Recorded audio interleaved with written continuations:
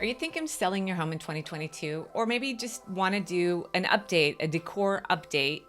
This video is for you. I'm going to talk about 5 things that you might want to change in your home to update it for 2022 or get it ready for sale.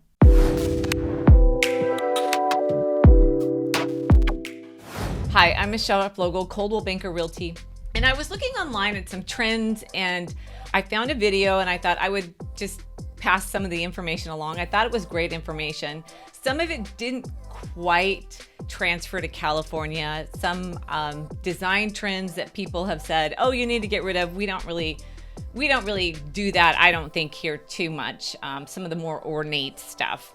But first off, one of my biggest pet peeves, I'm gonna tell you to take down, are all the signs. You know, the signs that say, you and me and baby make 3, or family and here's the place, you know, and it's got this big scrolling print. Look, no judgment, but when you are selling a home, those are actually really more personal items. They're not much different than a family photo, which I always say to take down because people spend more time reading the signs, looking at the pictures, than looking at your house. Also, just because it's no longer in. But there are signs and symbols that have come on that are now back in style, which are like the peace symbol or a driftwood heart that you could hang up. So symbols of those same sentiments. The other one, I don't know how much you really see this in homes around here. I mean, I have seen it, but the Tuscan home look, you know, the faux washed walls, the sponge walls, wallpaper. Wallpaper is coming back in, but be careful with it. Don't use too much.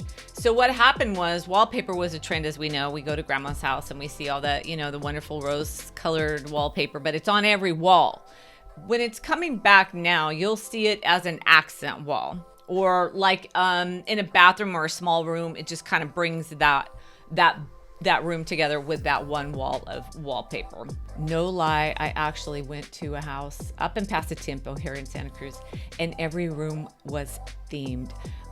There was like the deer room, so you know, you can imagine all the warm woolly kind of colors, and then pictures of deer, and then there was actually a large stuffed deer. That was one room. Then I'm not sure if it was another house, but it was similar to the same idea. It was a room that had plaid carpet, plaid wallpapered walls, and plaid curtains. Once I went into the bedroom, I was like, there's an attached bathroom. What's going to be in there? It was fun. Every room was different. There was the pink room, the green room, the plaid room. But, you know, it was a little dizzying. What this designer said, which I think encapsulates it perfectly, is undecorate. Like, undo, simplify, clean out. You know, it just gives the mind space, and it's actually more relaxing the less there is. Flooring. So if you have wood floors and you haven't done anything with them and you're thinking of selling or again updating, you might want to consider, and it's messy, trust me, I've done this. I don't give this advice lightly, but maybe redoing the floors. That would be sanding them and changing the color. Now, the designers are recommending a blonde or a light finish. I would recommend it as well, and here's why. Because after years and years of going through houses, the quieter the color, the more calming and more hip. So even a dated home, like, you know, you just, some of the finishes and the appliances are old.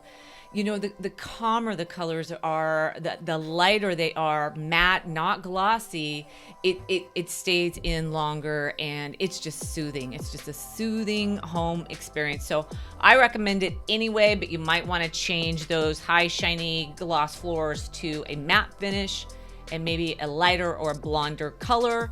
You know, oak, you can have it any color you like. Again, if you want a dark place, a dark flooring area, you can do a small patch. In my kitchen, I have a teeny kitchen, and I did a dark patch just to separate it from the rest of the house, but the rest of it is the lighter color.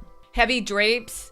I don't know how many people really have heavy drapes around much anymore. I personally do have drapes, but the difference is I don't have much behind them. I don't have more shades. I don't have other blinds.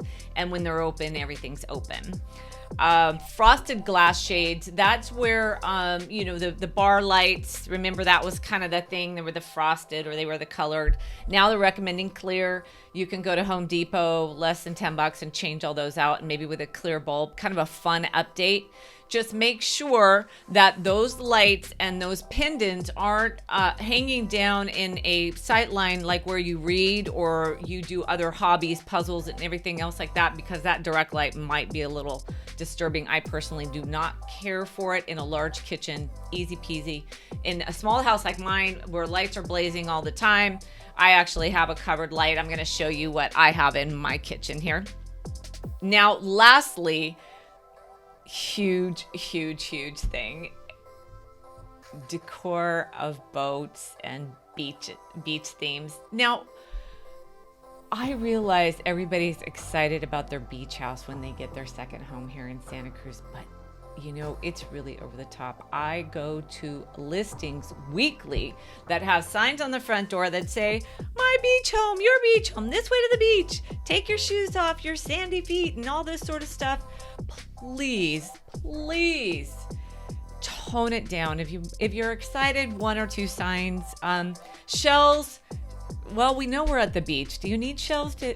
Yeah. Anyway, I have some shells around my house, but they are nestled in the regular decor just because I love to look at shells, not because I'm trying to indicate that we live in a beach town. I'm being silly here, but the point is really the same. You know, nautical theme. There's a lot of like oars and boats. You know, we're an ocean town, so it's going to be either a sailboat or, you know, a regular boat. We don't have a lot of casual boating going on here. And then putting up oars and flags and everything like that. Look, again, not trying to judge, just saying that when you're really trying to update your home, you might want to tone all that down and not put such ornate things in, but maybe some more soothing things, more landscape photos, more scenery that's just a little bit quieter, and then add those pieces in. Or what I recommend is have one room or an entryway or a hallway where you kind of go for it, and then you kind of smooth it out into the rest of the house. Look, I'm no designer, but I have been kind of poking around houses for almost 16 years, and I've seen a lot of really fun and crazy stuff. Green shag is always my favorite, and I still see it a lot. If you need more design tips, or if you want to hear more of my opinions about house decor, please subscribe. I'd love to give you more of my opinions. Bye for now.